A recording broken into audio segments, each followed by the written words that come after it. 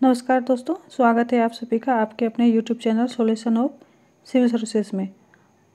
आज का जो वीडियो है ये 7वीं जीपीएससी पीटी के अभ्यर्थियों के लिए है और बहुत ही महत्वपूर्ण है, क्योंकि आपको ये आपकी तैयारी का बाउंड्री लाइन बताएगा। मीन्स आपकी तैयारी का जो परफेक्ट लिमिटेशन क्या है उसको यहाँ पे हम लोग आज डिस्क्राइब करेंगे। तो वीडियो को कंप्लीट ज़रूर देखिएगा और चैनल पर नए हैं तो सबसे पहले चैनल को सब्सक्राइब कर लीजिए, नोटिफिकेशन बेल प्रेस कर लीजिए ताकि आने वाली वीडियो के नोटिफिकेशन मिलते रहें। देखिए, कोई भी एग्जामिनेशन है उसका तैयार करने का जो प्रिपरेशन का जो सबसे सटीक तरीका होता है, सबसे पहला ये होता है कि आप सिलेबस को समझ लीजिए। ठीक है, उसका सिलेबस को सबसे पहले देखिए। ये सिलेबस क्यों दिया जाता है? ये आपको बताने के लिए दिया जाता है कि आपको पढ़ना कितना है। ठीक है, और ज़्यादातर अभ्यर्थी यहीं पे गलती करते हैं। बस वो एग्जामिनेशन का फॉर्म फिलअप कर लेते हैं, या तो एग्जामिनेशन का फॉर्म फिलअप करने के बाद पढ़ना स्टार्ट करते हैं, या फिर आपका जो एडमिट कार्ड आता है उसके बाद पढ़ना स्टार्ट करते हैं।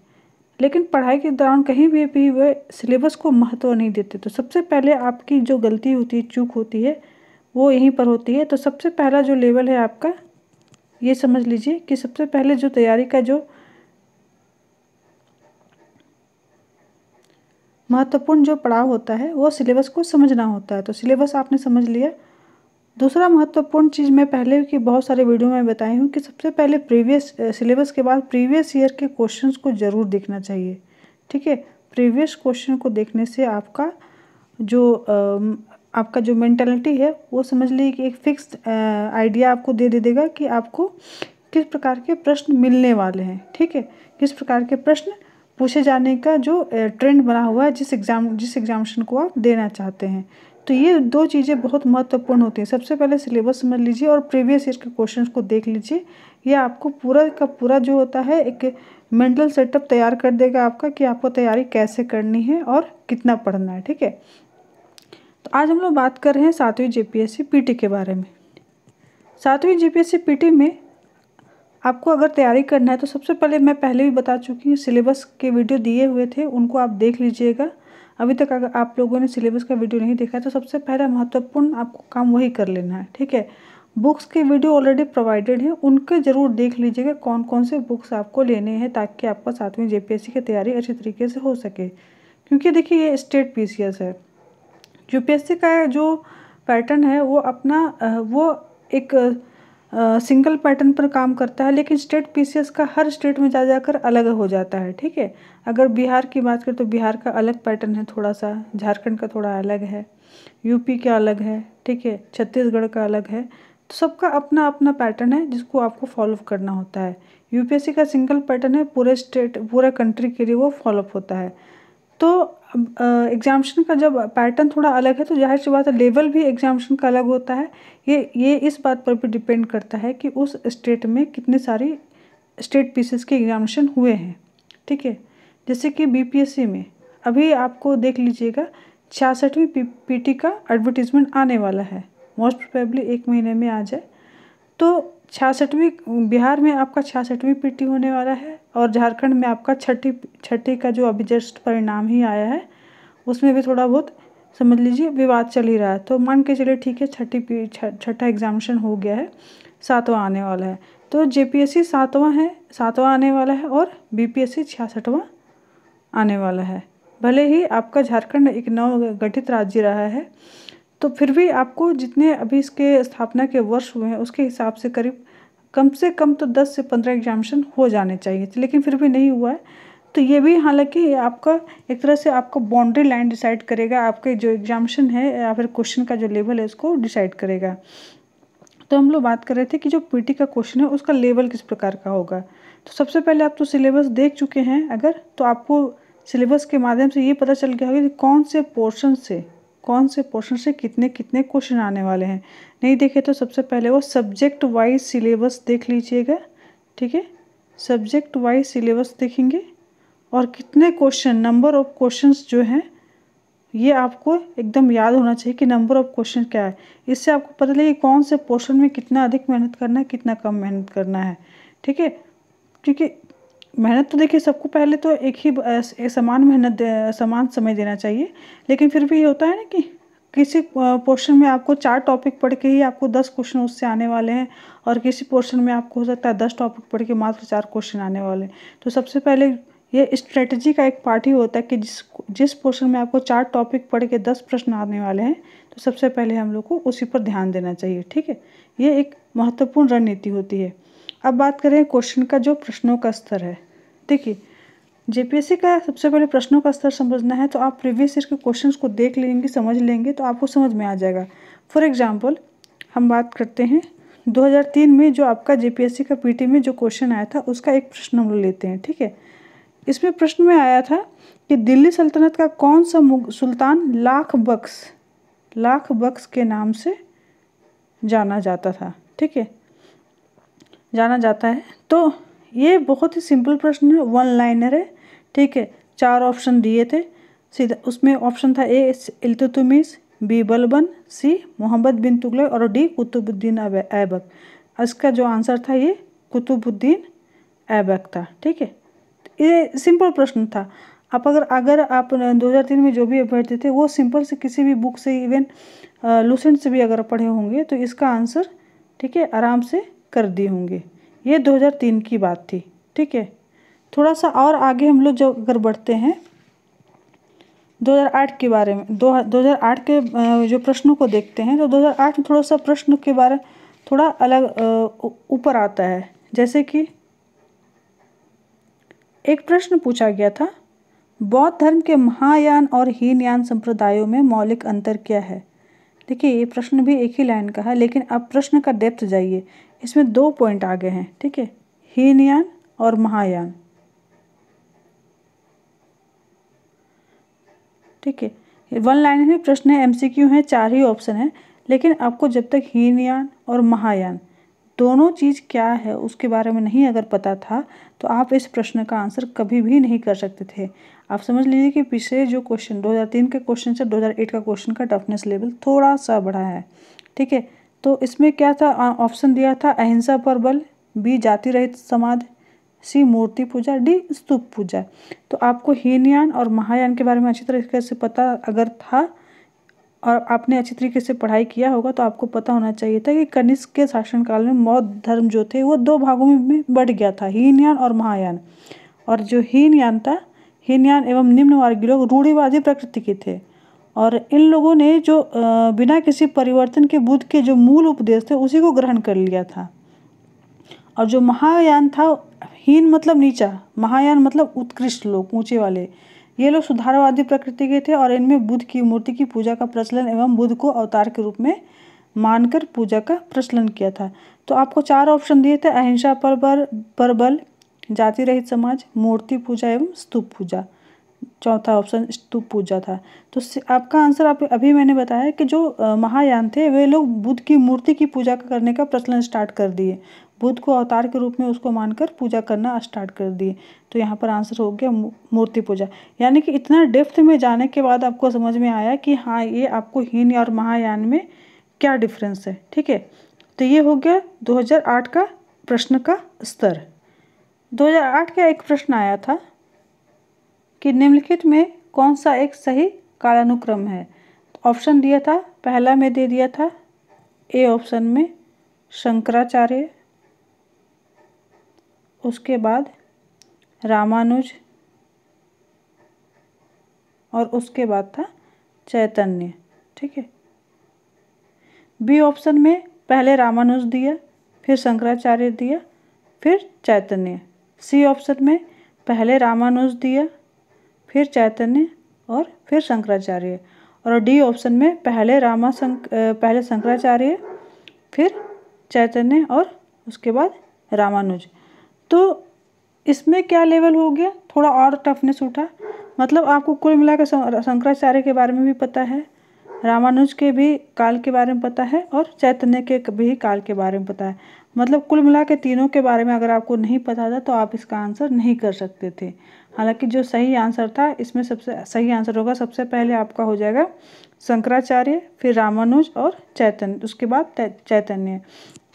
मतलब कि एक लेवल और उठा। ये 2010 के बारे में बात करते हैं। उसी तरीके से जो आपका चौथा जेपीएससी हो गया, पांचवा हो गया और फिर छठा हो गया, तीनों का जब स्टेटस बात करते हैं, जैसे कि अभी मैंने 2003, 2008 और 2010 के बारे में मैं आपको भी बताई।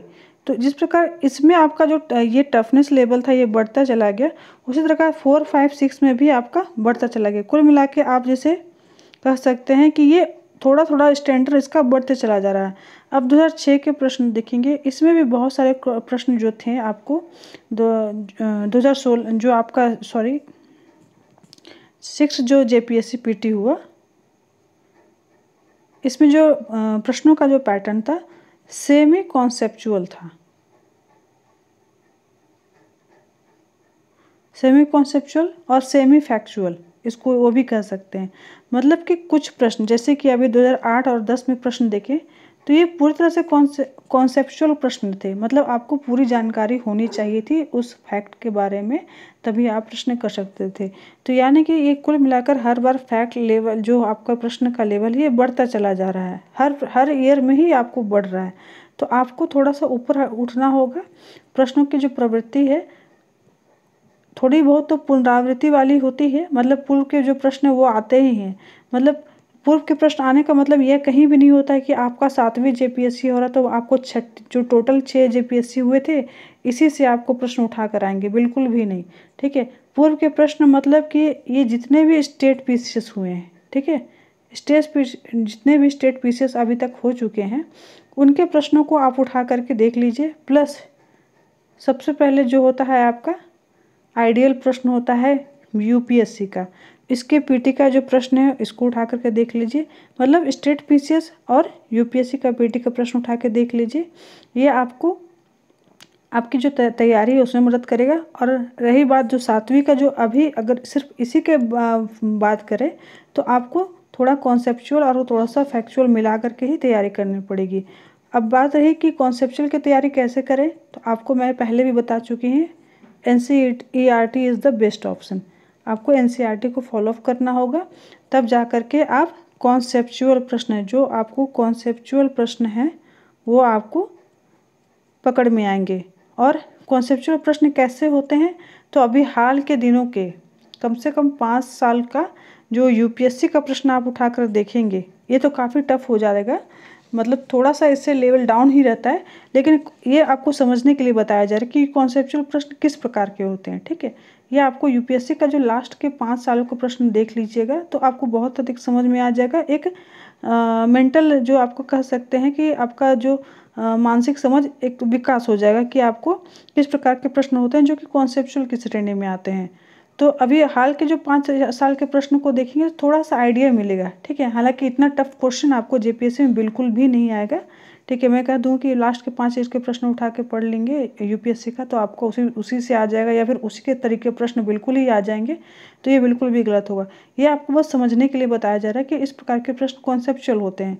लेकिन अगर बात करूँ कि प्रश्न का सटीक लेवल क्या होगा, तो ये तो आपने 5 साल का समझ लिया कि आपको प्रश्न कॉन्सेप्चुअल कैसे होते हैं। अब जितने भी स्टेट पीसीएस हैं, ठीक है, जितने भी स्टेट पीसीएस हैं उसके प्रश्नों को अच्छी तरीके से पढ़ लीजिए। और लास्ट के 10 ईयर्स के प्रश्न और यूपीएससी के जो शुरुआत के जो अगर 96 मान के चलिए, ठीक है, इससे पीछे नहीं जाना है आपको, 95, 96 मान के लिए, 95 से लेकर के आपको 2015, ठीक है, यूपीएससी पीटी की मैं बात कर रही हूँ, 95 से लेकर 2015 तक के प्रश्न को उठाकर पीटी वाले पढ़ लीजिएगा। ठीक है, 16 के बाद का छोड़ दीजिएगा, 16 के बाद का लेवल बहुत ज़्यादा है, ये जेपीएससी का पीटी का लेवल नहीं है, उतना स्टैंडर्ड लेवल अभी तक जेपीएससी का नहीं हुआ है। तो 95 मतलब 1995 से लेकर 2015 तक का जो प्रश्न आप उठाकर देखेंगे, बहुत सारे क्वेश्चन वहाँ से रिपीट होकर के आ जाएंगे आपको जेपीएससी में। उसके अलावा लास्ट स्टेट पीसीएस का लास्ट 10 ईयर का प्रश्न पढ़ लीजिएगा। मतलब अभी आप 20 में है तो 19, 18, 17 ऐसे करके आप 2010 तक आप आ जाइएगा। तो 10 से आपका 2010 से लेकर 2019 तक का स्टेट पीसीएस, ठीक है, और यूपीएससी का 95 से लेकर 2015 तक का। फिर से समझ लीजिए, स्टेट पीसीएस इसमें आपका हो जाएगा 2010 से पढ़ना स्टार्ट कीजिए, 2019 तक आ जाइए। 10 ईयर का प्रश्न हो गया। और यूपीएससी पीटी, इसमें आपको 1995 से लेकर 2015 तक का, ठीक है। इधर का जो 5 साल का है इसको छोड़ दीजिएगा, क्योंकि इतना टफ लेवल नहीं है जेपीएससी के प्रश्नों का कि इतना टफ क्वेश्चन आपको पूछे जाएगा, ठीक है।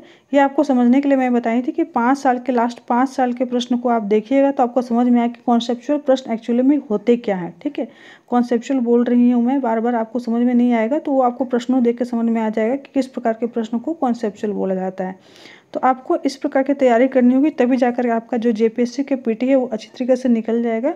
और प्रश्नों का स्तर तो समझ जाएंगे, इतने पढ़ने के बाद आप प्रश्नों का स्तर तो समझ ही जाएंगे, साथ ही बहुत हद तक जानकारी भी मिल जाएगी। अब मैं बात बता रही हूँ कि प्रश्नों को आप संग्रह कहाँ से करेंगे। तो एक तरीका और है, मैं बता दे रही हूँ। एक बुक है आपका दिशा पब्लिकेशन का, ठीक है। दिशा पब्लिकेशन का आपको आता है, इसमें सिर्फ यूपीएससी का जो प्रीवियस ईयर क्वेश्चन है उसमें आपको कलेक्शन है। और उसके बाद आपको स्टेट पीसीएस के लिए आपको अलग से तैयारी करनी होगी। उससे इनसे भी बेटर है आपको घटना चक्र, ठीक है।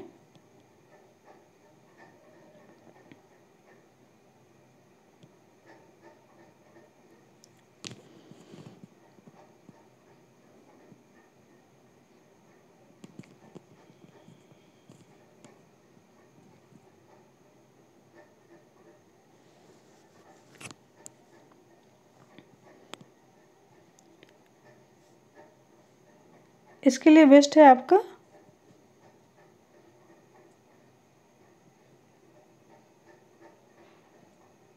घटना चक्र, जिसको समसामयिक घटना चक्र भी बोलते हैं। तो या इसका जो पूर्वावलोकन आपका हो गया, पूर्वावलोकन का बुक कलेक्ट कर लीजिएगा। उसमें आपको सब्जेक्ट वाइज टोटल 8 बुक्स होते हैं, ठीक है। 8 बुक्स होते हैं। इसमें आपका जो सब्जेक्ट जेपीएससी में फॉलो करता है वो आपका होता है, पहला तो एक हिस्ट्री हो गया, ठीक है। जियोग्राफी हो गया, पॉलिटी हो गया, साइंस एंड टेक हो गया,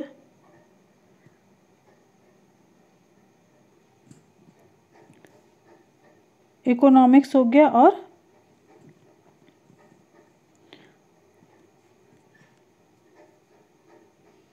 करंट अफेयर्स का भी आपको मिल जाएगा सीरीज।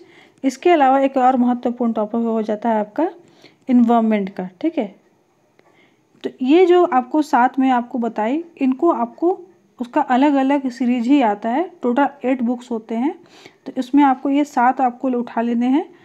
अगर आपको पूर्वावलोकन जो घटना चक्र पूर्वावलोकन का जो आपका राज्य आधारित बुक भी अगर मिल जाता है, मतलब इसमें आपको झारखंड स्टेट का जो आपको आधारित प्रश्न का जो बैंक होता है वो मिल जाता है तो अच्छी बात है। लेकिन उसको हमको मैं यही कहूँगी कि उसको लेने की आवश्यकता नहीं, अगर मिलता है भी तो भी मत लीजिएगा, ठीक है।